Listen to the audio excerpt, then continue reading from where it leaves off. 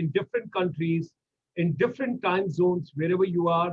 We extend you a very hearty welcome to yet another very powerful evening, morning, afternoon, so that in the different time zones, while wishing everybody a good health, good wellness, so that you take care of yourself the best possible way.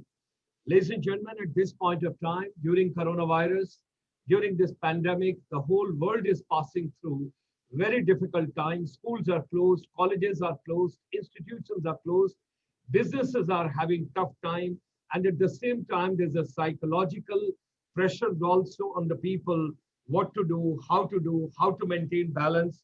A lot of things are going on, and during this particular pandemic, we are having this webinar series, and 163rd, that is 162 we completed this morning, and this is 163rd webinar, Making Education Relevant, and that is India ASEAN Joint Series special program this evening. It's a global confluence of educators, corporate motivators, research scholars, innovators, skill developers, entrepreneurs, startups, micro, small and medium enterprise, employment generators, and whosoever can make the vision and the ecosystem positive. That's the way we are working. So this evening, we extend a very hearty welcome to all our brothers and sisters from world over, from different countries, different continents. So let's share what exactly we have got common to deliver and to pass on to our brothers and sisters. Ladies and gentlemen, since 1994, all the non-resident Indians world over, those are in different countries, our chamber since 1994 is working on the confluence, on their expertise, and getting us like a podlock, so that whatever talents they have got, whatever energy they have got, how to bring a synergy with that, and we can utilize their expertise for the global and the human empowerment the best possible way. Now, all the FDI which comes to India, various policies, various background papers, roadmaps, action plan, white papers, from time to time, the strategies we keep giving on services sector from our chamber. In 2003, the Honorable then Prime Minister of India, with Punjabi Parvasi Divas, which we started in 1994, he gave us the vision, and that was Bharatiya Parvasi Divas started, and every year having a confluence of all the non-resident Indians. At present, approximately there are 30 million plus Indians, those are abroad in different countries. During the lockdown, we all know that the thought processes are affected, business is deeply affected, physical and mental health is affected. Nobody knows what will happen when the people will totally come out of this lockdown, and what exactly will be the psychological parameters which people will be talking about. And the main part of the universe, 1.86 billion children, they are at present affected. They are away from schools, colleges, universities, institutions. Wherever they are at present away. They are not in a position to go. So we believe in Vasudhaiva Kutumbakam. That means the whole world is one. All of us, we are one. Your pain is our pain. Our pleasure is your pleasure. And that is the way we have to look in case if we have to overcome this particular difficult moment. There is a new education policy which has been announced in India after 34 years. And this new education policy is a total shift from the traditional policy which was given way back in 1986. And this education policy talks about digital, it talks about technology, it talks about research, innovation, collaboration, connectivity, creativity. It talks about internship. It talks about with all the countries, with all the stakeholders world over, 100 best universities being invited to set up their campuses in India. And at the same time, student exchange, faculty exchange, research exchange, joint projects, whatever can be done in the education system, right from school education to higher education, what best can be done, that is the part. Our chamber gathered a lot of research from world over, and we learned that next crisis world over is going to be the water crisis. And when we talk about water crisis, ladies and gentlemen, the other day we had expertise from the various places. We had panel discussions. We had a couple of programs. I'm thankful in this series also. We brought the water expertise, from Singapore, and where they discussed a lot of avenues, what can be done in future, how to save water, what could be innovative strategies to save water, so that we can avoid whatever tragedy and strategies, which has to be adopted to overcome the difficult moments which we are likely to have if we do not take care of saving water. Now, this particular program, what we have got this series, it is Monday to Sunday. When I talk about Monday to Sunday, it's very important to share over here, ladies and gentlemen, that is every evening, 7 to 8 p.m. Indian Standard Time, we bring a special program where basically education empowerment we talk about, but with the vision and with the expertise of our Honorable President of ICSI, who is based out of Thailand, and at the same time, Dato Ramesh Ji, who is based out of Malaysia. They gave the vision together, and they said, if this program, special program, is held as a series every Sunday between India and ASEAN, and some specific areas we can focus on, and particularly when we are talking about the free trade agreement. But at the same time, during this pandemic, if the education is taking a backseat, so what could be done innovatively for joint collaborations in the education system also? And 5 p.m. is Indian Standard Time, which is being taken. And people in Southeast Asia, in the ASEAN, they are in different time zones. So, instead of making it too late, it has been made at 5 p.m. IST so that everybody is comfortable. Now, this slide is the most important slide, which I wish to share with all of you, those who are watching this program. These initial few slides we show you because basically the new people, the new entrants, and the people those join over here, while we extend them a very hearty welcome, we also share why this series, what is this program, what is the purpose, what is the objective, what do we want to achieve, and why are we organizing this webinar series. So, ladies and gentlemen, over here we want to share with all of you. Of course, we are talking about making education relevant, but education is the motherboard of all development. Out of education, you have engineering also, you have got medical also, you have got wellness also, you have got pharma also, you have got media entertainment also, you have got political and bureaucratic setup also, you have got business and commerce ventures also. So everything, the base plate is education. That's why we have given the main title. Under this, we can discuss anything that is making education relevant. So let's see now over here, what do we have? Monday to Thursday, 7 to 8 p.m. So one thing I want to bring it to your notice, that 7 to 8 p.m. Indian Standard Time, you need not to worry. You can just come on the YouTube channel. There is a live telecast like today's program also. It's on the International Chamber for Service Industry. If you go to the ICSI on the YouTube, you can log in just Dr. Gulshan. If you type Dr. Gulshan Sharma, you'll be immediately opening the page that gets linked to the ICSI. And over there, we share with you, and there's a live telecast of this program also, what we are sharing with you. Now, Monday to Thursday, it's a total focus on youth. That is youth empowerment strategies. What we talk about soft skills, we talk about hard skills, we talk about technical skills, vocational skills, internship, employment, startup, stand-up, whatever you want to talk about. All that is Monday to Thursday, we are talking over there. Then comes Friday evening. There are 500 million plus people world over. So with Venerable Dr. Dhammapiya Ji, who is the Secretary General of International Buddhist Confederation, we discuss all of us together what exactly is the relevance of Buddha's teaching as far as the present education system is concerned. That is on Friday evening, 7 to 8 p.m. Then comes Saturday. Saturday again, like today, you have got this special program. There's a special program on Swami Vivekananda Ji. Today is 20th. Just about, if you see in the historical background, 11th of September 1893, 127 years back, Swami Vivekananda Ji delivered the iconic speech at Chicago, which was Sisters and Brothers of the Universe. And everybody stood up over there, and there was a thunder of clapping. And this particular Swami when he spoke over there.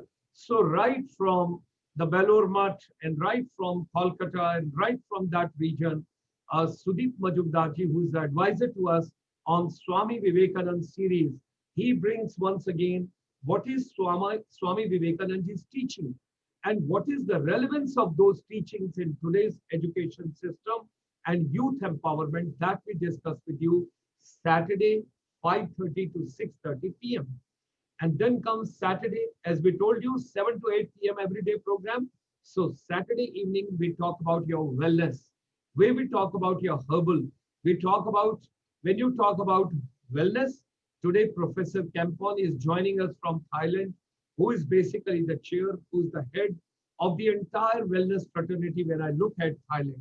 So ladies and gentlemen, every Saturday, yoga, meditation, naturopathy, organic, nutrition, whatsoever you can think of, we talk about your mental wellness and we talk about your physical wellness. Then we go on Sunday morning. Sunday morning, we talk about Srimad Bhagavad Gita and we talk about, that is today morning, we had a program from 9:30 to 11 when Professor Deman comes all the way from Woodbury University, from California, from Burbank, Los Angeles, and he talks to us which are the main 10 principal Upanishads and what is Indian Vedas and what is Srimad Bhagavad Gita, what did Lord Krishna say to Arjun, and at the same time, what is the relevance of that in education? Everything is relevant to education. What all we are talking this evening also, it has got directly or indirectly a relevance with the education. And then of course comes Sunday evening, this particular program, don't forget to join us 5 to 6 p.m. India ASEAN joint series, where we focus on northeast part of India and we talk about India and ASEAN. And after this program, immediately, when we talk about, okay, fine, we take education, we study, we go to school, we go to college, we go to polytechnic, we get skills, we get competencies. But why do I take skills? Why do I take competencies?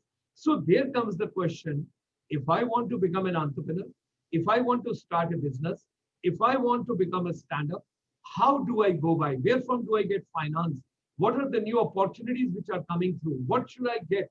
All that is being discussed on Sunday evening, 7 to 8 p.m. After this program, you will be able to see, and that program would be live. So I just thought I should give you the complete run and you understand, because last week I have been getting the queries from the world over, what exactly is the purpose and what is the objective and what do we want to achieve. In the last program of the India and ASEAN, Dato Ramesh Ji gave us a couple of areas and he told that from India, the pharma can be focused on, education, collaborations can be thought of, and besides that, couple of other areas what we are talking about. So our chamber from morning 9 o'clock till evening 9 o'clock, 12 hours, we have got a non-stop service throughout the day where we share a lot of things with all of us. So ladies and gentlemen, 15th of July, which is basically a skill day for the youth, we started startup, stand-up, entrepreneurship ventures, couple of things related to Buddhism we have already discussed with you. Vivekanand Ji we have already discussed with you. Wellness we have already discussed with you. Srimad Bhagavad Gita and Upanishad we have discussed. This is the program which will be coming after this program today. And you have got the DLF and you have got the Jablu. You will be having this program immediately after this particular webinar. This is the research which we got from world over, and that is from 25th of March till 15th of September. We all got to understand, we got to get to the basics of life. B2B should not be termed anymore as business to business. It is back to basics when we talk about. So ladies and gentlemen, basic food, your health and wellness, and your basic education which you have to take, and sustainable development world over. So whatsoever human mind can conceive and believe, it can achieve. So let's come together, make education relevant. All of us together, we are there. We have been joined this evening by Dato Ramesh Kodammal Ji, who is the chairman of the ASEAN-India Business Council. He is based out of Kuala Lumpur in Malaysia, and that is Malaysian chapter and the co-chairman of the ASEAN-India Business Council, AIBC. He is currently a council member for the Malaysian Associated Indian Chamber of Commerce and Industry since 2013. He is also the member of the Malaysian National Committe for Pacific Economic Cooperation. Dato Ramesh Ji is the chairman of the Goldtex Group of Companies, founded in 1973, specializing in import and export of garments and textiles, as well as manufacturing of home furnishing. Dato Ramesh Ji is actively promoting the interest of the business community between ASEAN and India, and he has been deeply involved with the visits of the Honorable Prime Minister of India to Malaysia as part of this initiative. He participates in various international forums and seminars, representing and has been dynamically involved with the various chambers of commerce, industries, and NGOs. We extend him a very hearty welcome. Ladies and gentlemen, Dr. Kampon, he is based out of Thailand. He is a visionary. I do not want to, generally ladies don't tell their age, but today I don't want to tell you his age as well. When you look at him, this gentleman, he's working on the stem cells, he's working on the wellness. You name the wellness, any association of the world, and this man is right over there. He's the former vice president for the research and the foreign relations, and that is Mahidol University. Advisor School of Anti-Aging, because that is something very important. I also want to look into it. Anti-Aging and Regenerative Medicine Hospital. Advisor of the Thai Society for Anti-Aging and Regenerative Medicine, founder and Secretary General of Thai Society of Cellular Therapy, chairman of the stem cells.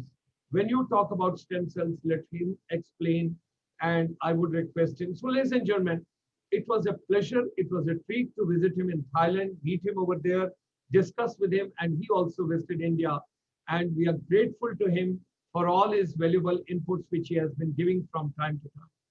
Ladies and gentlemen, Mr. PRAKASH ATHRAYIL, he is the Director of Art of Living, Indo-China, that is here, Taiwan.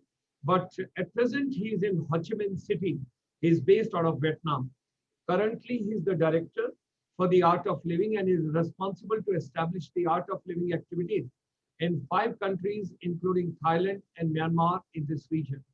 A leadership and team building coach with hundreds of training programs to his credit in many leading corporate and public sector organizations in many countries. Have rich experience in 5 different industries like information technology, hotel management, pharmaceuticals, and many more. He has been a pillar in setting up the IT organization with software development, information security. Nowadays, people are talking cyber security, infrastructure management, growing it to 200 people. An experienced trainer for life skills, behavioral skills, and other soft skills, more than 20 years of experience. He has initiated and managed hundreds of social projects through the Art of Living. The skills that he possesses are transformer, strategist, orator, corporate trainer, spiritual trainer, heartful writer, visionary organizer. A hearty welcome to him. And in a very humble way, we wish to share with Prakash Ji that in this program, when today we are having 163rd program, we already have got Mr. Arvind, the nephew of Shri Shri Ji, in this program. Special program was organized for 1 hour interaction with him. We also got over here the chairperson of Shri Shri University, the lady from Maharashtra. She had been Mrs. Kulkarni. And we are also in touch with the Honorable Vice Chancellor, Professor Jha, who is based out of Cuttack.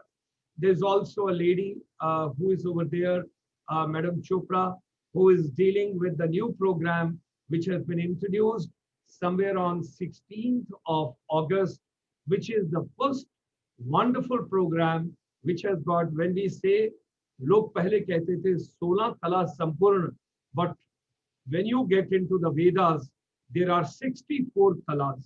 So we are in touch with the university and we are in touch with Shri Shri Ji's complete profile over there in Bangalore. Now we are also being joined by Mr. Walter De Hammer. He is the Chief Consultancy Officer. He is at the Hydro Informatics Institute, Singapore. He originally originates from Netherlands, and for the last 10 years and more, he is at present in Singapore. And he discovered a fascination for water early. I think Majumdar Ji has been very kind to me, the Sutradhar for this particular series. He has understood that there is going to be a water crisis world over. So I think he wants to listen to the United Nations, and he wants to listen to the voice of 193 countries. So I'm thankful to Sandeep Majumdar ji. Having grown up below sea level in the province of Flevoland, the world's largest reclaimed polder, and surrounded by the Netherlands' massive water infrastructural projects, after receiving his MSc degree in water engineering and management at the University of Trent, Wouter embarked on a 12-year career with engineering consultancy Royal Haskoning DHV, first as a project engineer and project manager, and later as business development manager and advisory group director in Southeast Asian region. We extend him a very hearty welcome this evening. His passion for water led him to join the Hydroinformatics Institute, H2I, as its chief consultancy officer, following Royal Haskoning DHV's acquisition of a minority stake in the Singapore-based company.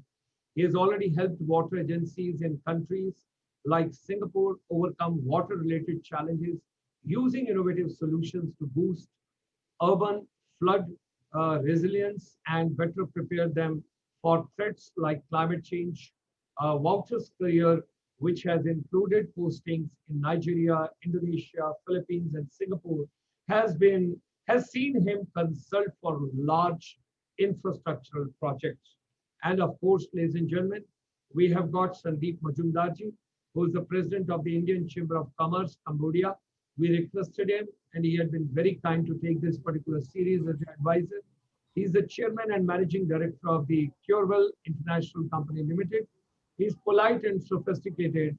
Mr. Sandeep Majumdar ji has an unmatched business sense, with strong conviction in ethics and relationship. Business expansion has a meaning for him only if it is accompanied with value and betterment for his people. And finally, ladies and gentlemen, our president would also be joining in a little while, Professor Paul Onthrep Sri Narula. He's the president of International Chamber for Service Industry. He comes from Bangkok in Thailand. He has got his own hotel. When I visited, it's very near to the largest hospital which is there for medical tourism in Thailand. Panthrep Narula ji is international hospitality entrepreneur, sales and marketing innovator, trainer, and motivational speaker. In his hotel itself, he has got a very big complex which he has dedicated for training purposes, skill development, competencies, and lots of programs keep taking place over there. When I visited last, we had the Indian ambassador posted to Thailand as a chief guest, and we had a program over there. I still remember. Founder and chief executive mentor of Syncate Company Limited. Syncate Group business includes Paul Narula Academy, Leadership, Sales and Personality Training Academy, Syncate Reality, Real Estate Investment Consultant, Omni Tower, Syncate Suites, Service Apartment. So with these words, ladies and gentlemen, let's see. Sawadee krap. Sawadee krap. Ah, yes. Sawadee krap. I'm already in. Right. It's a pleasure. It's a pleasure. In fact, it's a treat to have you with us. Thank you very much. Thank you. So I would request Sandeep Majumdar ji, as we want to start the evening with Dato Ramesh Ji, and final closing remarks we will have from our president, Dato Ramesh, our Professor Panthrep Narula ji, so that whatever we assimilate and whatever we get in the package the best possible way. And ladies and gentlemen, be ready. Everybody is going to turn 10 years younger today because Sandeep Majumdar ji has promised me that. And we are going to have Art of Living practical practice also. And Professor Panthrep Narula ji, you will be 10 years younger. Dato ji will be 10 years younger. And Wouter, when you will be 10 years younger, imagine you will be bachelor. So let's go ahead now. Sandeep Majumdar ji. Please go ahead. And Dr. Campo, I think... Thank you. Please. He has not joined, huh? Dr. Campo has not joined, right? Okay. Yeah. Oh, he's about to join, Dr. Campo? Dr. Gulshan? He will be coming. He'll be coming. No worries. He'll be coming. We can give him time because... Okay. So, after Mr. Wouter and I'll Prakash, give him on later. then we can have it. Yep. Right. Okay. Good evening, everybody, and thank you, Dr. Gulshan Sharma, for the introduction. Welcome to the 163rd webinar organized by ICSI. And since we have a couple of speakers today, and I won't waste too much of time on any further introductions.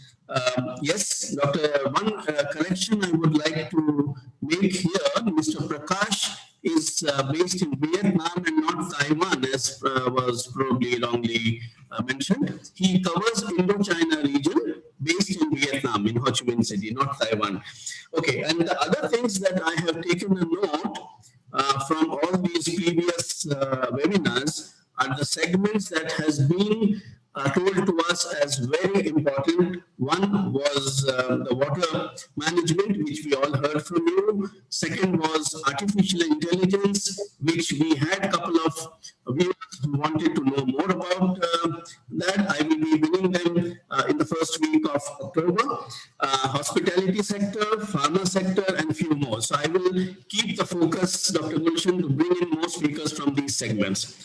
Now, without any delay, I would like to invite our dear Dato Ramesh Kodammal Ji, co-chairman of ASEAN-INDIA Business Council, Dr.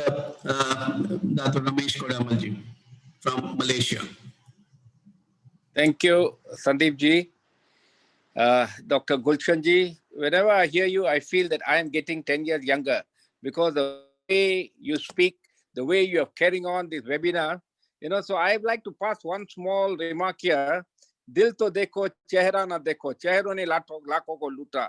So by telling that, I feel that, even though whatever your face looks like, you are actually looking like a 35-year-old man. So that means I'm not going to see the face look of a person. I'm going to see the behavior and heart of a person. That is actually the art of living. And all of us should practice that. The way we live, the way we spend our life, the way we move out, the way we talk, the way we motivate, the way we spread happiness, that is the greatest achievement in life during our journey from birth to death. Balance is just an act which we are performing. Sometimes we win, sometimes we lose. It does not matter. At the end of the day, the score is only calculated from your birth to the time you leave this world. And what you have done, what you do, what friends you have, and how much you can link with them, and what actually you have achieved in your life, not only for yourself, but by helping others. So I think with that sort of things which we have in mind, all of us on this webinar, I think we should just take a clue that for us, life is a journey, and the journey is to hold our hands and move forward. And that's what Mr. Gulshan Ji is trying to tell us in his own words, that education is important. Education is not only, as I've always said, it is not only studying those books and having your degrees and framed on your wall to say what you are. Education is how you work from the start of your life to the end. And people tell that this person is a fantastic person. Whenever there was a call for need, he was there. He spent his time to do things. That is what actually creates a human being. So with that, let's go on to our discussion for today. We are actually in the pandemic period where we call COVID-19. And these COVID-19 bubbles are everywhere. In some countries, you hear that the COVID is increasing. Restrictions are being further imposed. If you read papers today, UK is going to impose further restrictions. Germany, France is trying to look at it because they feel that there's a second wave coming in. So what do we actually do? The question is, while we are on discussions on a daily basis with everyone, have we found the solution? The solution actually is today that we must be very strong in our thinking. We must have the right direction of thought. So I was speaking to one of my friends. So he actually expressed to me and told me that before the partition, we Sindhis who were from Pakistan came in as refugees. We left everything in Sindh. we came to India and we were scattered all around. We did not bring in any of our wealth. We did not bring any of our homes with us. We came empty-handed. So we can imagine the period our forefathers have gone through. If this has happened, the pandemic today, COVID-19, is just one of the things which is happening, which we all can overcome it. I personally feel that there's nothing to really fear about it. We know the problems are there, but we must speak to everyone, motivate them that this time will be over. Whether it takes 6 months, whether it takes a year, that is not important. We have to stay put. Let the time pass. I know businesses are affected. My friends who are in the tourism business are in a problem. But then again, I got some good news from my friend Sandeep. He told me that Cambodia is welcoming tourists. It's fantastic. They have opened up. So then some pockets have been opened. Some pockets have a problem. Ultimately, once the vaccine comes out within 6 months or year, which we are not sure, everyone is guessing, I think things will again move on. Actually, today, what we are looking at is, if you saw, and we have always been talking of globalization. Today is actually deglobalization, because countries just want to see whether they can manage their affairs within their own country, rather than thinking of exports, rather than thinking of travel. Money don't flow easily around. So I think these are challenges which we all expect and we hope that we can overcome. And as advisors to the community, we should always tell them that there is some light at the end of the tunnel. It's just a matter of time. So manage yourself prudently within this time. Don't panic. Anyone who panics during this time, he's going to rock the boat. And when rocking the boat, you'll have a lot of complex problems coming in, which cannot be solved. We can manage it. We will solve it. We know that many people have got their problem with the bankers. I think bankers too understand they have got their problems. They're not going to rush anyone through. They will start looking at things prudently to see how they can help everyone. I think in the ASEAN side, I think the bankers have played a very good role in helping a lot of businesses to manage and overcome, and they've extended the moratorium period. Like in Malaysia, like in Singapore, I think they've done a fantastic job. So let's hope that we all can come out of this. And where education is concerned, I think like as we have been discussing even last week, we need to help those children who are actually affected. They are affected not because of themselves. They are affected due to uncalled situation which no one realized. Their parents would have lost some jobs. They would have stopped their education because they could not pay their fees. I think all this is very important, that how we look at while talking on education. This is the next 3 years where we have to seriously look how we can help this sector. The poverty rate will increase in the world, as the World Bank has already said. It might increase by another 3 to 4% overall in the world. So every part of the world, there is some child who will be affected.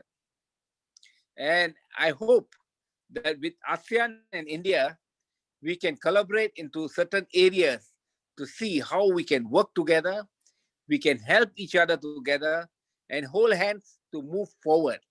Because this is the time when periods like this come, we have to take a stand on what we are to do. And even in my last talk last week, I said, by talking, nothing happens. We have to constructively draw out a plan on what we are looking at and what we are expecting, so that we can follow this plan and take an agenda forward. We know the problem. By now, I think we all know the problem.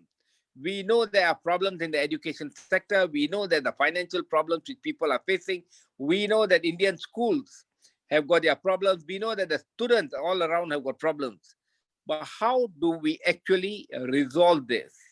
Resolving must come with some sort of think tank which is created and comes out with proposals where we can implement from the private sector and also bring it up to the various governments that this will be an advantage if we can take this up. So I personally feel that we have got a lot of good friends all around the world, and we must be very thankful to the Almighty that some of us are still doing well. We are not gone and out. We can work out to help people.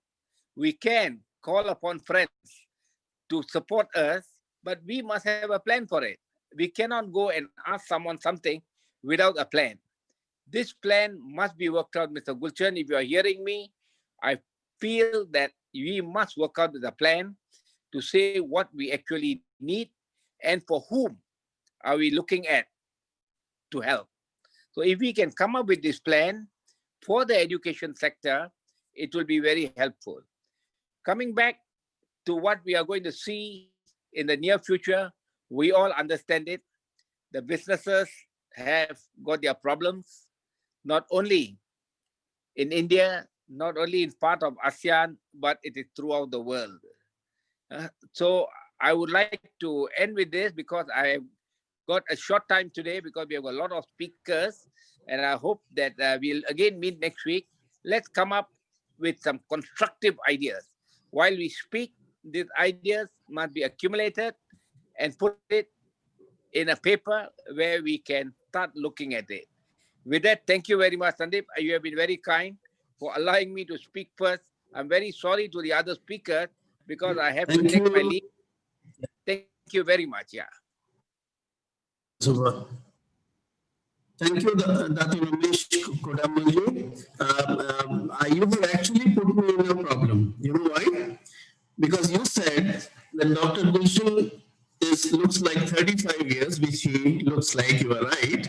And today I bring in Art of Living, and he only said that 10 years he gets younger once he does the exercise. So he becomes 25 years old, and his wife is a good friend of my wife, and she will definitely complain that you have brought my husband to answer. So I don't know. Dr. He's laughing now. Anyway, so we will handle that. Now, to seven good news to you, which I would like to share, Dato Ramesh Kodammal Ji. Yes, once you said is that, which I forwarded to you while you were speaking on your WhatsApp. There are three, I'm happy to share this. There are three very important announcements which has been made over the last 2 weeks about Cambodia. And one is that it is among the top 10 friendliest countries, which includes Vietnam and Cambodia. This has been recently announced, I think 2 days back. Second, Cambodia was selected as the world's best hospitality country very recently, also I think a week or 10 days back. And as far as COVID is concerned, we all know this has already been granted the world's best in managing COVID. 250 cases, not one death, and all cases negative. So I'm happy that the country where I'm staying for the last 23 years has been in good books in these parameters. Now, I welcome Professor Narula from Bangkok. I welcome Dr. Kampon from Thailand. I see them on the screen, so welcome. I welcome all the viewers from around the globe, and I would ask my viewers to please keep your questions ready after the speakers would have narrated their stories. Now, my next speaker would be a person whom everybody is waiting to hear, Mr. Prakash from Vietnam. From Art of Living. I was very fortunate to have Sri Ravi Shankar Ji here 4 or 5 years back. We hosted him for 3 days here, and after that there was a full-fledged organization being started here. Mr. Deepak and Mrs. Parul took this to a very great extent, to a very big height, and Cambodia now, Art of Living, yoga, has become a part of life for Cambodians. and we see more Cambodians doing it than Indians, in fact, if I may say so. So we have, in fact, Dr. Gulshan, this exercise that you told to do a practical exercise, definitely he will give a glimpse. But I was very kind. Mr. Prakash came as a speaker in our INCHAM event in Cambodia, and we had given the full seminar for him to do a practical training. And I must tell you that the entire 3 hours was also not enough, and people actually wanted more of it. So if time permits, we can always invite him to do a practical session, which I think everybody will enjoy. And today he can give a small glimpse of what he has to offer, so more people get interested in that. So I welcome Mr. Prakash to speak. And Dato Ramesh Kodammal Ji, in case you are moving, so our kind regards to you. Sandeep Ji, before Mr. Prakash speaks, I would request you, when he's speaking, you will get time, because there is no retake and there is a modification in the video. We cannot modify anything in this video. Whatever is telecast is telecast. Your audio is giving lots of problem today. Not a single word was heard properly by anybody. So my request to you is, when Prakash ji is having his session, I would request kindly rectify problem at your end. I would. Right. I'm actually using my daughter's laptop. My laptop has a. Kindly check it. Check it out. Yeah. Okay. Sure.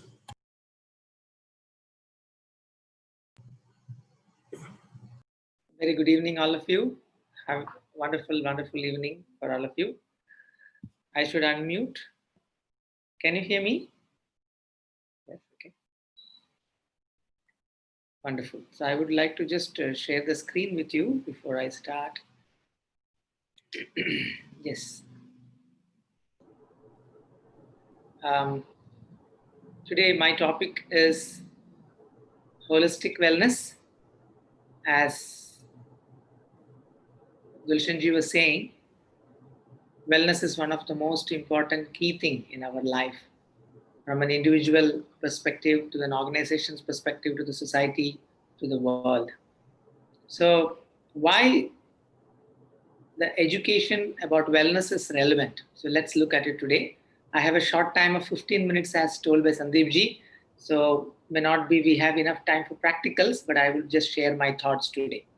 And I'm very proud that I am from a very, very prestigious organization, which is the Art of Living Foundation.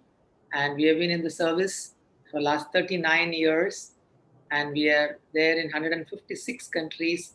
And we have around 10,000 plus centers across the world. And we are really, really humbled to say we have touched more than 450 million plus lives in this universe, in this planet, Mother Earth, to get them back to the wellness forum. So, and our founder is Shri Ravi Shankar Ji, who is known for his humanitarian and spiritual work across the world, acknowledged by different organizations and governments and communities across the world. Saying this, I move to the topic.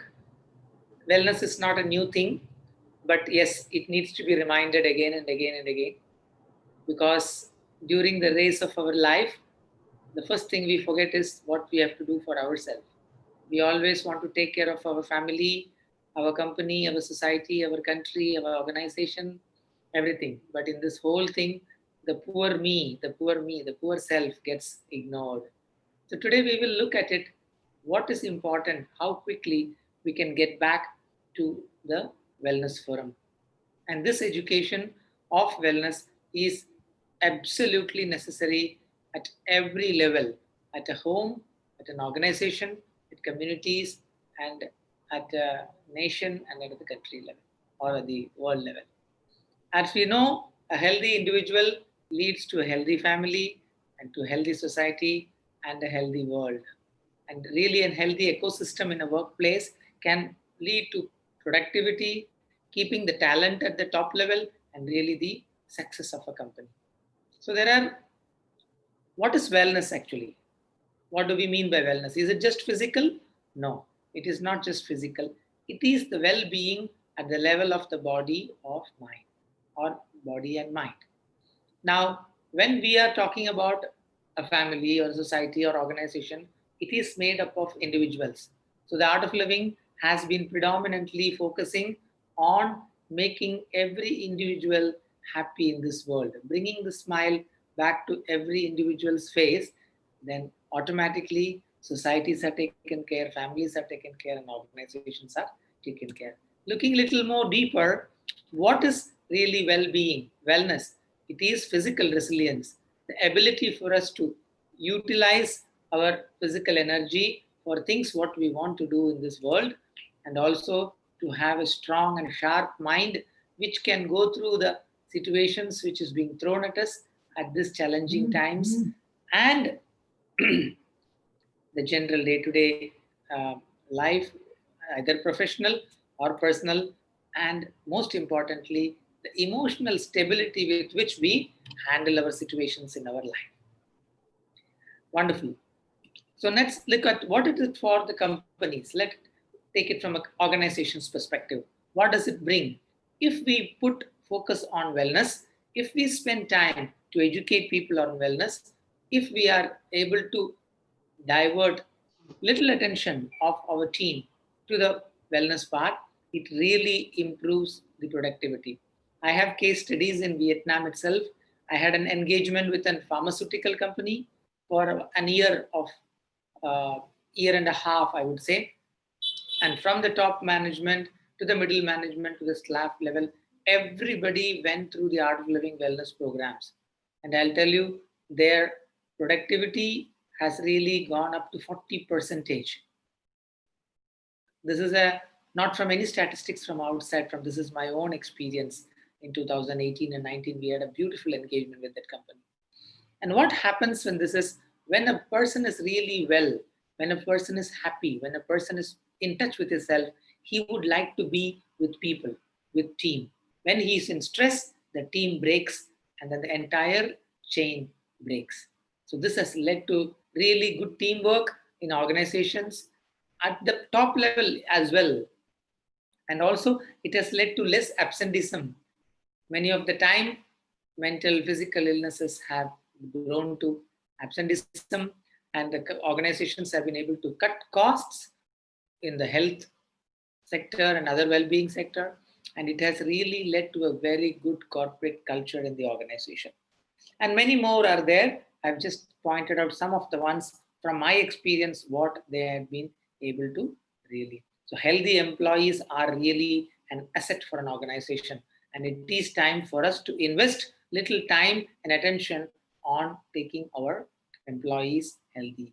No more motivation just works, just giving them rewards, giving them appreciation, and making them perform or pushing them to perform more than what they can is a very old strategy. Today, inspiration works, health works. When you invest on the employee's health, automatically what you want will be achieved in an organization. Saying that, I just want to take take you through what does it really mean an individual wellness means. What does it mean?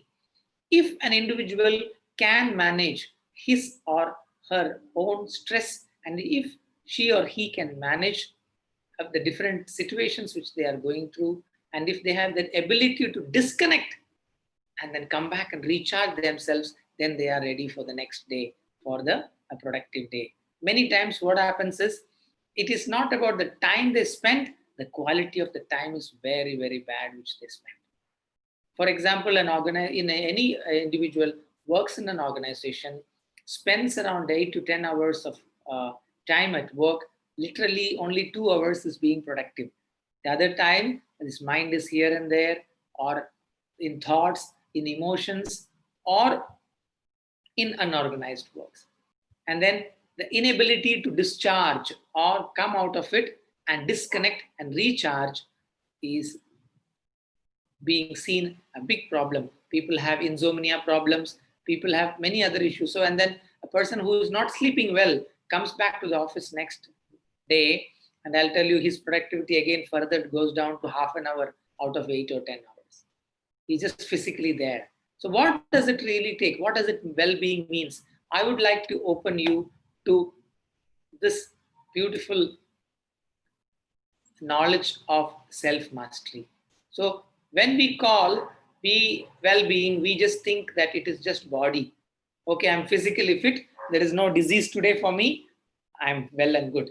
No, the well-being really means the 7 layers of human existence.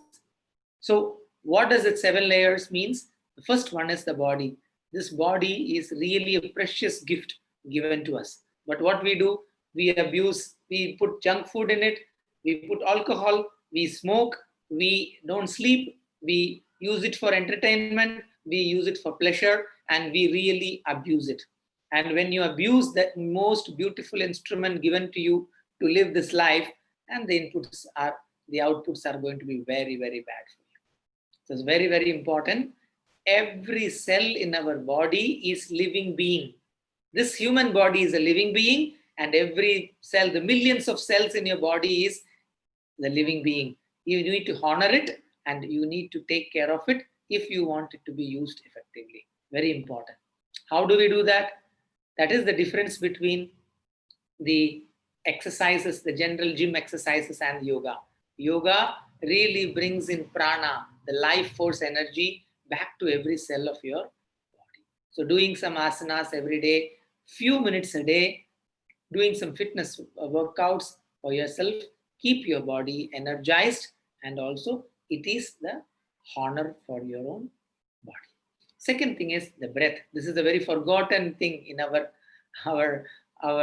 day-to-day thing. We don't even remember that we are breathing unless we have a suffocation, right? Yes or no? And I'll tell you, this is the most important source of our energy. And this is brutally ignored. You can be without food for many days. You can be without sleep for many days. You can be without anything for many days. Without breath, you cannot even be there for 1 minute or 2 minutes. There is no breath, no life. Full of breath, full of life. Breath is the most important gift given to us by this nature, and it keeps you what you are. You cannot do anything else if this is not there. Sorry, I don't have time to breathe. You cannot say that, right? Are you with me? And you know, the beauty about this is we came to this planet by taking a breath in, and we go back from this planet by breathing out. Between this, we call it life. And throughout this time, we keep breathing. And incoming breath is bringing energy to you, and outgoing breath is really relaxing you. 90% of your toxins, physical, mental, and emotional toxins of your body is being removed by the breath. And if you don't attend to the incoming breath, your energy is low. If you don't attend to the outgoing breath, your toxins will not get released. When your toxins gets not released, it turns into disease, organ failure, and finally the death. 95% of our diseases are psychosomatic diseases, and it can be really cured if you attend to your breath before even it comes to you. Some of them are hereditary, which cannot be handled just by breath or body, but 95% of the diseases which is going to come for you can be handled if you attend to the breath and cleanse you.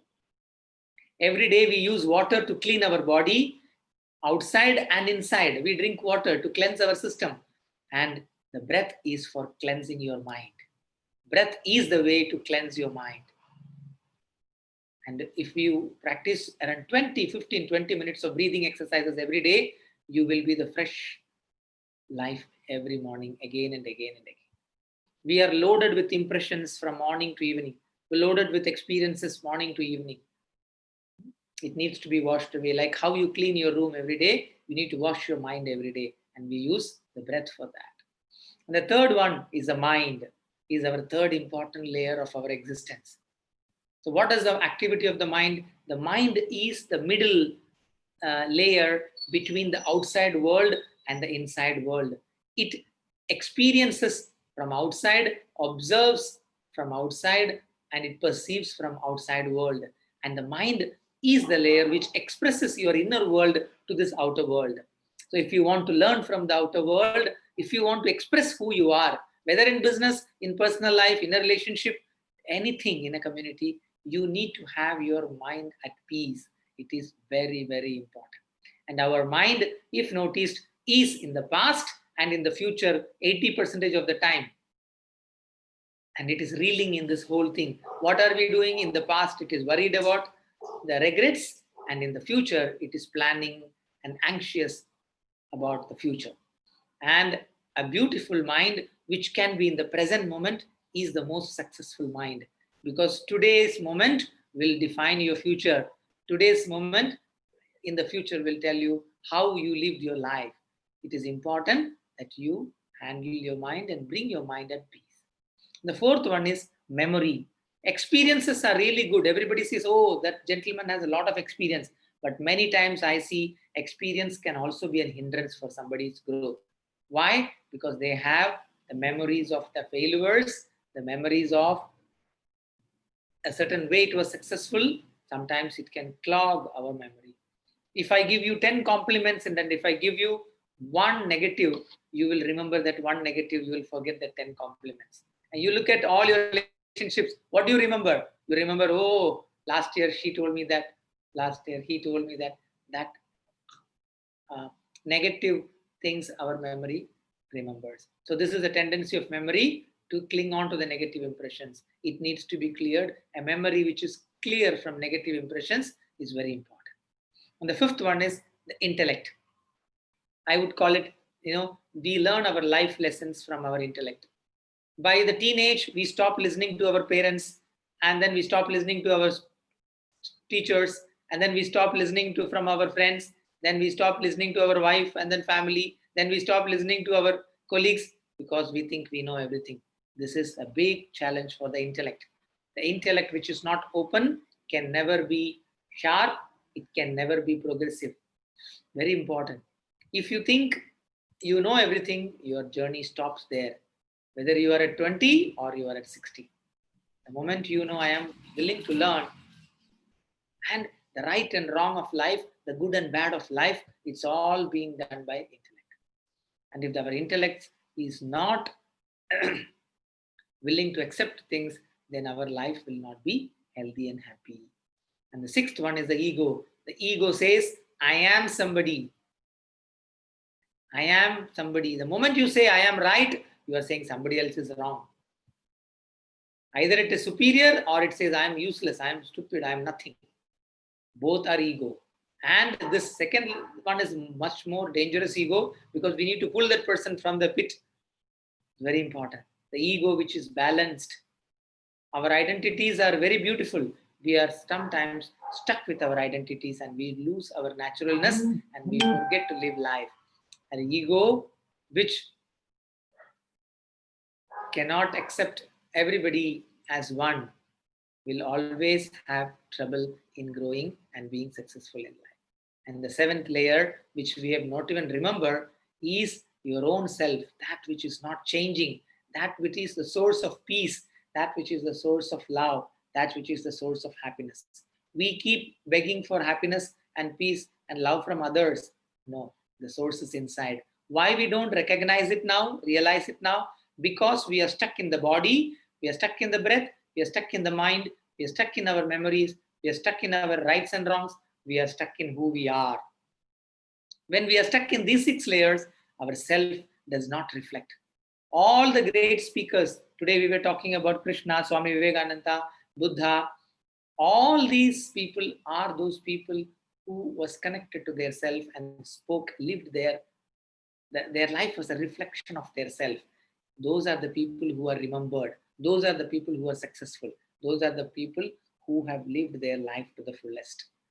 Okay, so wellness really means attending to these 7 layers of existence at an individual level, and as an organization ensuring that individuals are facilitated to handle these. When there is a team, and in the team there are 2 people whose ego is very strong, your team is not formed. When there is a meeting and there is somebody who is not open to the ideas, the team is not formed. The arguments keep on happening. So this is a very beautiful thing. And then the second thing I wanted to tell you is everybody in this world, everything in this world is being done for happiness. You really have to look at it and say, your family, your work, everything anybody does in this world is for being happy. So what is this happiness? Where is it? How do we get it? Very important to know. We think happiness is a result of an action in our life. That is why we do many things in our life. But I will tell you, just look into yourself at this moment. Are you not happy? You are already happy. Sometimes we become sad in our life because of situations or because of stress. You have a good sleep, have a good food, have a good outing, and you are happy again. Happiness is not a result of an action. Happiness is my nature. What we do, we search for happiness in new experiences, people, cultures, situations, and events. And true health and true happiness and true wellness is if you can discover that within you. And how does it happen? When you remove all the stress from all these layers and you go a little more deeper within you, and you will find that you are the source of happiness. And when you find it, then you are no more begging for happiness. You are lending happiness. You are giving happiness to people around you. Very, very beautiful. And what else we want? Success. I'm just taking few things which are really, mattering for you. What does we want? We want success. We think getting results in our job is success. Of course, there are many, many, many people who are successful in the world, but are they happy? I would say the real success in this world is who is somebody who achieved what he wants without losing his happiness and smile. That would be the real success. My teacher always says, our master always says, we spend half the health gaining the wealth, and then again spend half the wealth to gain back the health which we lost. It's a very beautiful proposition, right? So what we really are looking at success is here is a balanced success. Today, companies or organizations or individuals are not just looking at success and achieving the results in one side. It is also to maintain. Otherwise, it's not going to be long lasting. It's not a sales target to be achieved. It is a long lasting organization. And if you see people who have really taken care of the wellness of the people, you see the attrition is very low. People stay there for longer time and they grow into leadership positions. And it is a very beautiful journey for the organizations as well as for the individual. So what do we do? Okay, before that, these are some of the workshops, I conducted for, this is one of the leading multinational in Vietnam I conducted. They give so much of importance. Actually, it's not 2,700, this is one unit. They have 5,600 employees here in Vietnam, in the factory and other things. And they, at least for a few hundreds of people, I've already done the wellness program for them. My team has done. And I'll tell you, their working environment has changed. They're beautiful. And these are the things, the plans, how to establish wellness to the first. They did it for the top level and the next level and the next level. And similar cases, I know quite a few cases. See, these are the things, pictures you see that they are doing the breathing exercises and then the meditations and other things, very beautiful. Coming back to the thing. So what does it contain? What do we do? How do I practice this? Okay, I said, okay, the 7 layers needs to be taken care. How do I do this? The yoga, a little bit of yoga every day will keep your body fit, and also it will bring back energy and life into your body. And breathing exercises will help you to balance your mental state and emotional state. You look at this, when you're angry, your breath is faster. When you're sad, your breath is slow. Every emotion, negative emotion, is affecting your breath. So if you can regulate your breath, you will be able to handle any emotions in your life. And once you do a little bit of yoga and a breathing exercises and a meditation, a small little meditation can really take you to yourself and give you that source. Take a dip in that source of happiness and love. Also, this is for you to remove the stress from your life. Also, what is important is to stop the stress from our life. Many times what is giving us stress? Our understandings, our perceptions in life are really our problems. So some life lessons are also required. The real perception changes are also required for you to retain and remain healthy. And last but not the least, our habits and food particularly. We are not at all having healthy food habits, and it really affects our health and wellness quotient of it. We just eat for pleasure, not for health, right? You need to have a balanced diet. If you just keep eating for taste, and I'll tell you, your life is not going to be as tasty as you want. Better you make your food healthy and make your life tasty rather than making your food tasty and your life unhealthy. Wonderful. This is what I wanted to share with you quickly. I don't know if I have time to take you through 1 or 2 breathing exercises, Sandeep Ji. Yeah, maybe 2-3 minutes if you want, definitely can. And then I would love to have you, I don't know whether I'm audible now. They did a little bit of a repair. Is it my voice clearer? Am I audible? Still, we have that. Problem is still there. Yeah. I think next week should be okay. I will have my PC repaired tomorrow. So yeah, if you want, we do have 2 more speakers, but you can do a small 2-3 minutes if you want. And I would love to have you back and on a special full event on this webinar to do a full-fledged if you can. I think we have the next week as Wellness and Tourism Day. If possible, we will see. We will definitely like to have you. You can do 2-3 minutes if you want, and then we go move to the next speaker. Okay. So wonderful. I will just share 2-3 things with you. And if anybody is interested, you can connect with me. I will give you some YouTube links. Few things are very, very useful, you know. Prakash Ji, yes, Gulshan. People will be able to enjoy your exercise much better if you close your presentation and you come live at the center. Surely, I will do that. Yeah, if you can close your presentation. Yes. Because then we can have you on the big screen right at the center.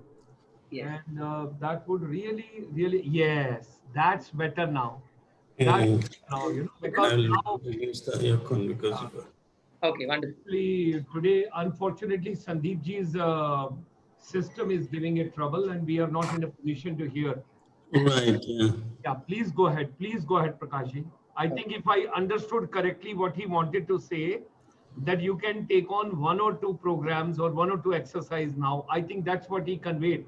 I could understand, but still, if I have not understood properly, Sandeep Ji, if that is the thing, then say like this. Okay, fine. Please go ahead.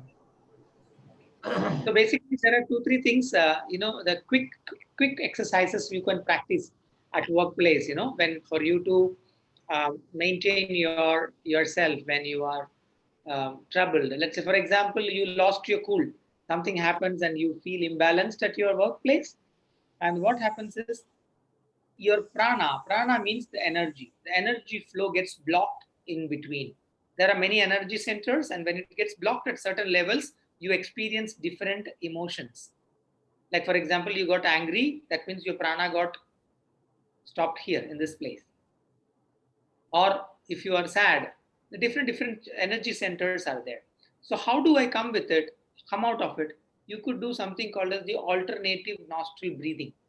This is very useful for cleansing your energy channels. So how do we do it? You can keep your hand like this, the left hand in this mudra. This, every finger depicts a different element. Like we have 5 elements. So it depicts a certain element. So you keep it like this on your lap. Left hand is placed there. And your right hand, you keep the ring finger on your left nostril and your thumb on your right nostril. And these 2 fingers on the middle of your eyebrows. Now you take a deep breath in and you breathe out from the left nostril. Now breathe in from the left nostril. Breathe out from the right nostril as slow as possible. Breathe in from the right. Breathe out from the left. Breathe in from the left. Breathe out from the right. Breathe in from the right. Breathe out from the left.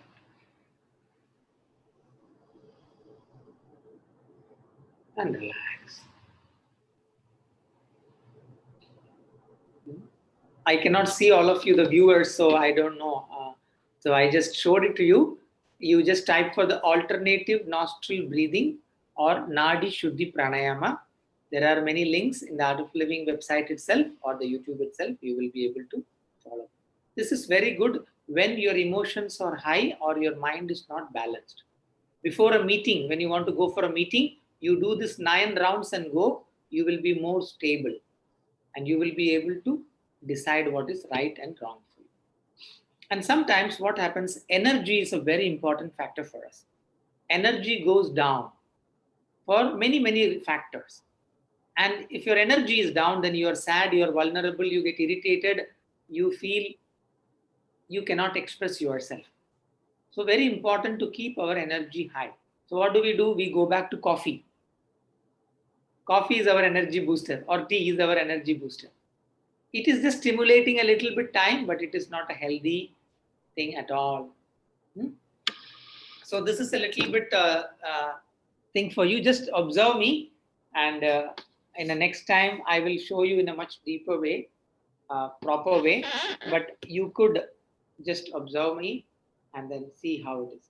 You keep your loosed fist like this to the sides of your body, relaxed. Shoulders are relaxed.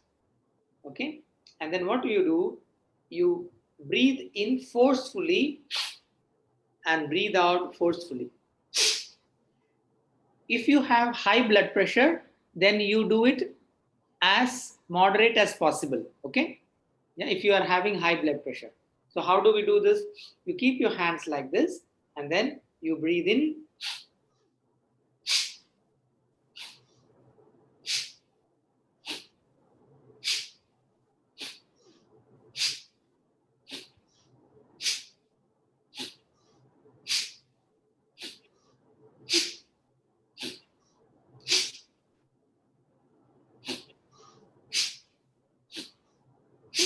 and relax.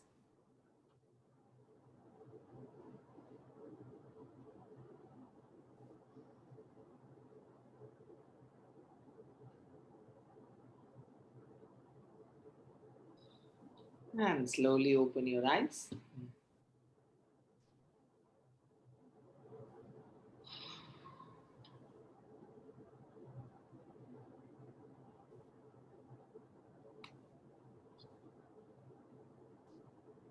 You could do this 3 rounds, 20 times each.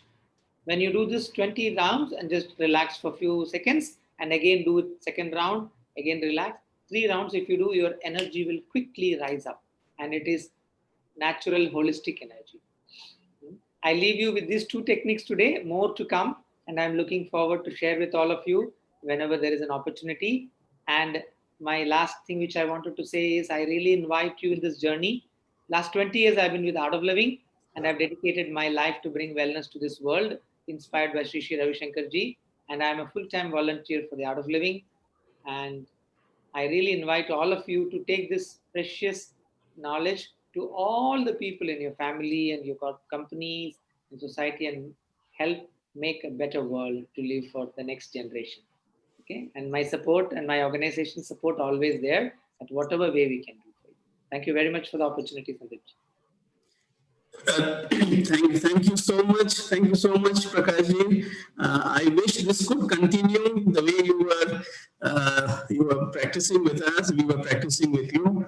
I don't know whether I'm audible or not. I wish it continues. We will definitely like to have you again. And it is so wonderful. It is so very wonderful to hear everybody from Art of Living, whether it is you, whether it is your colleagues who are based here. I have heard Sri Sri Ravi Shankar Ji a couple of times. It is such soothing to hear him, and it is in a layman's voice notes that he speaks, and it is understandable by everyone.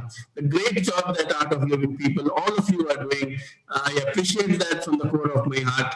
and I wish you all success. I would love to have, I'm sure Dr. Gulshan is excited to have you again with doing this physical practice again. We would like to have a full-fledged session with you, and I'm sure the viewers who have seen your presentation would like to get the tips of your presentation also, because I got so interested seeing that, and we will definitely like to have you again. Dr. Gulshan is already telling yes to that. I can see him, and we will move. I thank you again from everybody, from ICSI and from all of us. And I move to the next speaker, Mr. Luther D. Hammer from Singapore. If there's any questions from any viewers, please send it to Dr. Gulshan. After the speakers have finished with their talk, we will definitely like to have these questions back. Mr. Luther from Singapore. Thank you, Mr. Sandeep, for inviting me for this this webinar. Very much appreciated. And Mr. Prakash for the exercises. I'm very much energized now. So let me share my screen so I can tell you a bit more.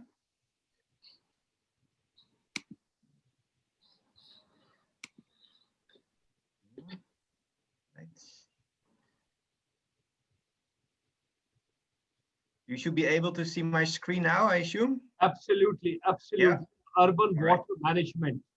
Very good. All right. All right. During my presentation, I'd like to share about urban water management. Actually, a topic that is relevant for most cities in ASEAN and also in India. As you all know, Southeast Asia is one of the most flood-prone areas in the world. And flooding and problems with water quality and drinking water actually happens throughout the year, but especially during monsoon season, of course, everybody experiences the problems with flooding. Flooding is also very much linked to water pollution, water supply, and sanitation. Yeah, and if you want to manage urban water management well, you have to take into account all these aspects together. One of the best practices in urban water management in this region is actually Singapore. And I've been privileged to live in Singapore for 3 years now. And I'd like to share the water story of Singapore with you.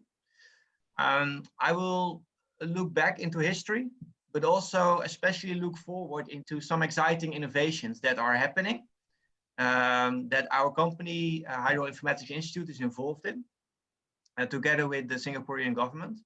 And I'm quite excited about it and convinced that these technologies would also help other countries in ASEAN and India to leapfrog, flood forecasting and water management. I was already introduced before, so my background is in water resource management, yeah, and I have been working for engineering consultant for quite a while. Having had the privilege to live abroad for in Africa, and in the last 10 years I lived here in Southeast Asia, in Jakarta and Manila, and now in Singapore. And the last 2 years I'm working for the Hydroinformatics Institute. The Hydroinformatics Institute is a applied research firm in the field of water, and we try to solve, the water management problems in the world, using big data analysis, machine learning, and advanced computer modeling. All right, as I promised, something about water in Singapore as an example, and some history, because you have probably all visited Singapore and you have been maybe overwhelmed by the area, by the nice waters, by the buildings, but it wasn't that nice like 60 years ago or 50 years ago. In the 60s, actually, Singapore was one of the most water-prone areas in the world. Also, the sanitation facilities were actually lacking in a lot of places, and public health conditions were poor. Also, flooding occurred every year, and rivers were heavily polluted. I think a lot of people recognize these pictures, maybe from cities where they live nearby here in Asia.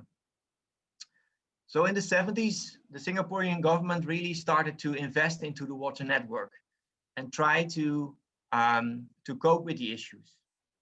And this was a lot incentivized by the problems, water pollution, the need for water and flooding. But it was also a political background, because Singapore is heavily dependent on the drinking water from Malaysia. And as an independent country, they of course like to be as self-sufficient as possible.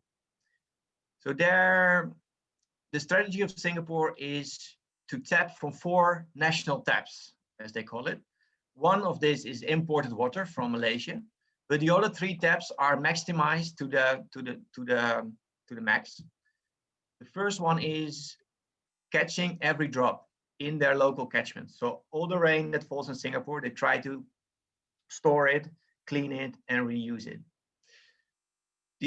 One of the other taps is desalination of water for drinking. So of course, seawater can be desalinized and you can use it, although this is quite expensive.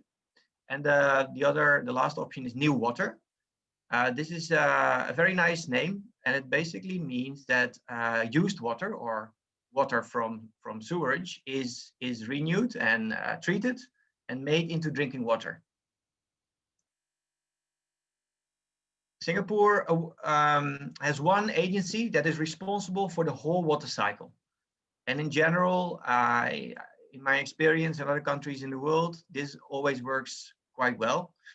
And in Singapore, PUB is the main agency that manages all the water. So it starts with rain, stormwater, collection in reservoirs, treating the water and making it available for drinking, and then discharge it into the sea. As I said, Singapore added to this cycle new water. So the treated water from the sewer will actually flow into the new water facilities, which are treatment facilities, to create potable water and water for industry. And Singapore added a desalination component, making the dependence on Malaysia less, but also being self-sufficient with the water. So if you look into Singapore without the urban environments, but just the water map, most people will know Marina Barrage near Marina Bay Sands as one of the icon reservoirs. So these rivers that are discharging into Marina Barrage, they were actually very polluted 50 years ago. Singapore did a great job and they managed to clean everything. But this is not the only reservoir. This is only 1 out of 14 reservoirs where Singapore catches the water and treats its water. So nowadays, Singapore looks like this, and they have, they've really done a good job. They actually went 1 step ahead, and they launched a program called AIBC program. It stands for Active, Beautiful, and Clean. So water is also an area where people recreate and where people love to go in the weekends. So Singapore identified about 100 projects to create these spaces where people can recreate, to make it more beautiful. So you can go there on a Sunday with your children. And also as an indirect benefit, improve the water quality. However, urbanization also in Singapore is not without challenges. And you may, well, I'm an engineer, but even if you're not an engineer, you probably know that if you increase hard surface or buildings, you know, the evaporation becomes less and the runoff becomes much more. So once you have a rainfall event in a city, the discharge peaks are much higher, resulting in flooding. And this is an example of Singapore 10 years ago, where Orchard Road, with all the expensive malls, was flooded. And actually water went into the basements, and several Ferraris, Porsches, and other expensive cars were drowned. And this was, of course, something that Singapore doesn't want to see. So even in Singapore, these things happen still. And therefore, flood prediction and flood early warning is one of the main topics in Singapore that they're investing in. And only last week, I actually copied this from a news article on the 13th of September. You can see a drain in Singapore, which is almost flooded as well. So it's still happening. Therefore, flood forecasting and early warning is a very important topic. I want to highlight a few innovations that H2I is working on together with the Singaporean government. And I start with a slide explaining flash floods. So flash floods are typically severe floods, but only for maybe half an hour. And after that, they're gone again. But these are the symptoms that typically occur in cities, also in other Asian cities and in India, of course. And that's because here in this area, we have high intensive convective storms. So this is a buildup of temperature. And then, normally in the afternoon, the buildup gets so high that suddenly it starts to rain very heavily for maybe an hour or half an hour, resulting in floods, especially in urban areas. These floods are very localized. So it's not in the whole country, but it's really, in one neighborhood, and the neighborhood next to it is not affected. And that brings a challenge because it's very difficult to forecast and warn people, especially because the traditional way to predict rainfall is rather general and not so accurate. Also, the measurement points for rainfall are rather limited in general in cities. And the second point that I won't address in this presentation is that our existing software models are actually also not able to calculate flash floods and use this early warning. Just to give an example, in Singapore, actually, when you look for a weather forecast in Singapore, you get this picture.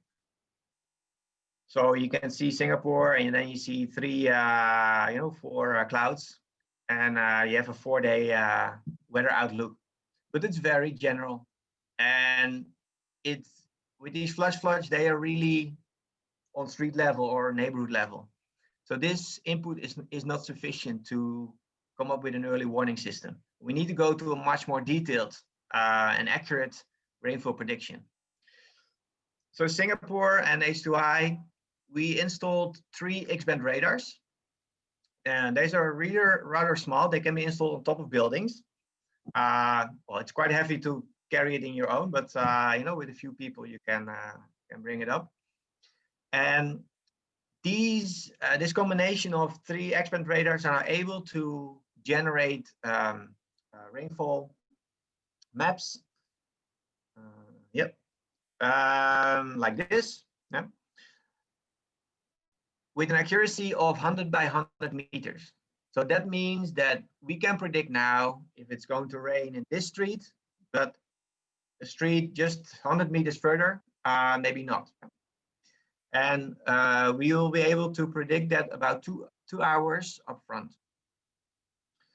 And that's quite special for tropical conditions because it's very difficult to predict in tropical conditions because of this convective rainstorm. And Singaporean government PUB is very positive about the project, and they actually ordered another 3 X-band radars to further enhance this system. And earlier this year, they announced on the news and in the newspapers, but also on the news channels, that they have commissioned the system, and they're now better able to predict flash floods. So that was the first challenge related to radar. So how is rainfall actually measured? Well, there are kind of buckets that where the rainfall drips in. At a certain point in time, the bucket is full and then it tilts over. So in Singapore, there are 60 points in the country, about 60, where rainfall intensity is measured. That's quite a lot, but these measurement points are still a few kilometers apart. But if you go to a city, for example, like Jakarta, which is predicted on the right, you can see the number of these measurement points are much less. And actually, they're also spread out much more, maybe 10, 20 kilometers from each other. So how is it even possible to predict what's happening in between these measurement points? So H2I and the Singaporean government has have been thinking, okay, how can we solve this problem? Because it's quite expensive to, run a large network of these measurement points. We came to the idea to use CCTV cameras and convert them to rainfall intensity measurements stations. CCTV cameras are everywhere nowadays. In all Asian cities, you will have CCTV cameras. In Singapore, it's very extreme. In every corner, you have maybe 4. But definitely, you're thinking about 10, 20,000 of cameras in a city. We have been able to use artificial intelligence and computer vision to transform rainfall images to a rainfall intensity measure. I won't go into very much of details here because this is the higher math, but to give you an impression, this is a camera in Singapore, and you can probably see some raindrops moving down. We are able to, of course, identify these raindrops with computer vision and then filter them out. And the speed of these raindrops says something about the size of the raindrops. And the size of the raindrop says something about how much volume of water is coming down. If you filter down out the background, because we don't want to see all the people on the back and cars, and then link the speed of the rainfall, with computer algorithms, we can easily calculate this.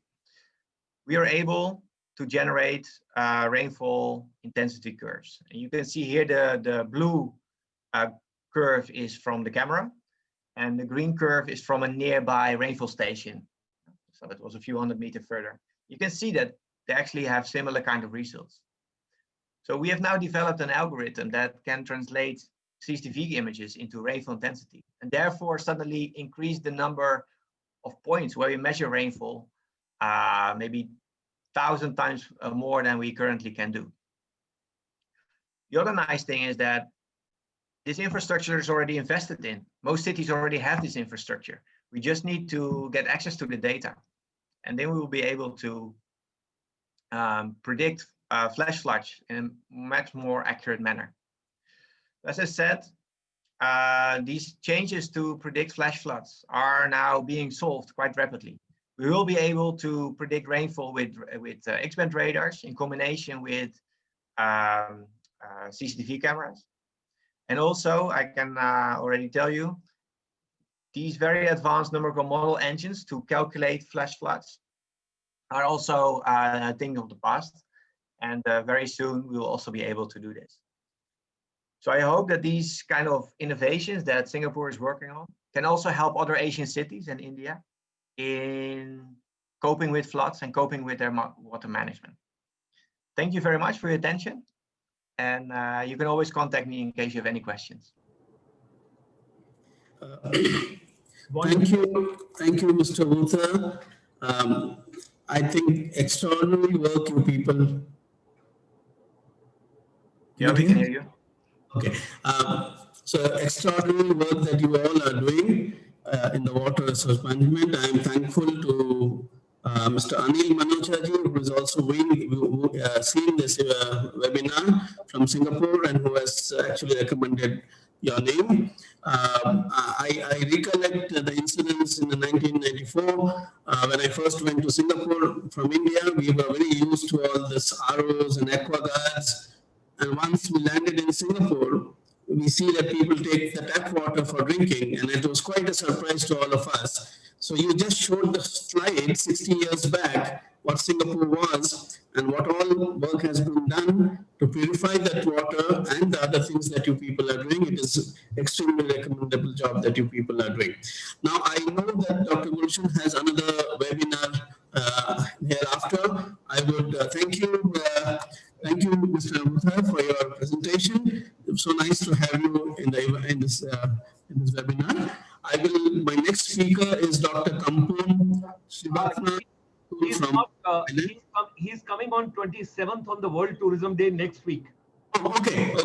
Then it is fine. Then it's fine. Because I saw him on the screen. No, So I just got a message from him that it is raining heavily in Bangkok, okay. and he is finding it very difficult to have the stability of the connection. So Okay, no problem. can he come next week? I said, you're more than welcome to come next week. No problem. Perfect. In that case, before handing over to you, to all my viewers around the globe, we, as Dr. Gulshan Sharma Ji informed me on 27th, I don't know I'm audible or not, 27th is the World Tourism Day, and I'm delighted to inform you that I could not have got any good speaker than I will be bringing to you next week. We will have the Travel Association President with us to talk about tourism. We will have the Hotel Association President from Cambodia, who's wearing a lot of caps in the government of in Cambodia. They will be our speakers. And along with that, we will have, of course, as you said, Dr. Kompong, who would be talking about wellness. So as you said, wellness and tourism goes along well. So it will be a good match. And if we can have Mr. Prakash also to do a few more things, it will be appreciated. Depends on how we will have. Only thing, as I said, Mr. Sharma should not be angry with me having made Dr. Gulshan 25 years old, while she remains in her mid-60s. So I'll have to do something for her as well. So over to you, Dr. Gulshan. Thank you very much. First of all, I pray to Almighty that next week your laptop and your headphone and your microphone, because your vocal cords are very important for me than anything else. So next week, because today it's only, I was trying to have the lip moment and understand what exactly you are talking. Okay. So that is my first request. Secondly, what a wonderful, both the presentations, Prakash Ji also and Mr. Voucher also. I think nothing could have been better than to get the complete holistic wellness from Prakash Ji, and getting the water saving and whatever we are talking about from Mr. Voucher. I tell you, both the presentation mind-blowing, and my deep regards and thanks to you, Sandeep Majumdar Ji, that I think it is this particular YouTube, what we got live today, we are going to share with at least 1 million people world over in the different countries at different places, because I mean to say both the presentations, they were remarkable, they were outstanding, and they have given us the zeal, enthusiasm, energy, of course we got it, but at the same time, how to save water. That is also something very important, in water techniques. I'm saying the way he packaged it, it was fantastic, superb. So if it is through the good offices of Anil Manocha Ji, our thanks to him also, because that's something we are looking forward to, because water crisis is the next crisis globally. So I would request mental fitness, physical fitness, and water fitness, all we have to take into consideration. Next Sunday is going to be a World Tourism Day. And I breathe tourism, I sleep tourism, I get up tourism, I think tourism, I dream tourism. My whole life at the age of 70, when I'm today talking to you, I've dedicated and I've devoted my whole life. That is a different story. Accidentally, I wanted to be something and I became something. Either you get in life what you're passionate about. If you don't get in life what you're passionate about, whatever you get, become passionate about it. That should be the philosophy to live with the wellness and happiness. So ladies and gentlemen, today tourism is passing through a very difficult times, because hospitality, tourism, airlines, retail, media entertainment, these are the sectors, those are having lots of difficulties at this time. So while closing this session today, I wish to share with all of you, 27th September is celebrated as World Tourism Day by the World Tourism Organization from Spain, Madrid. And when we will talk about the global peace and global wellness next week, you will have the younger generation, you'll have the boys and girls from the world over and they will be talking for about a minute or two. What do they think about tourism, hospitality, airlines, event management, retail management, wellness management, whatever is coming through, that is going to be the next week. The screen will be full of youngsters. And of course, I'll take a back seat at this age, but I would like to enjoy their session as much as possible. Look forward meeting all of you next week, 5 p.m. Indian Standard Time, for yet another very powerful program with the dynamic leadership of Mr. Sandeep Majumdar ji. So thank you very much, Prakash ji. Thank you very much, Mr. Wouter. It was a great to have you with us. Thanks a lot. And we are signing off. Still, I only tell one thing: stay safe, stay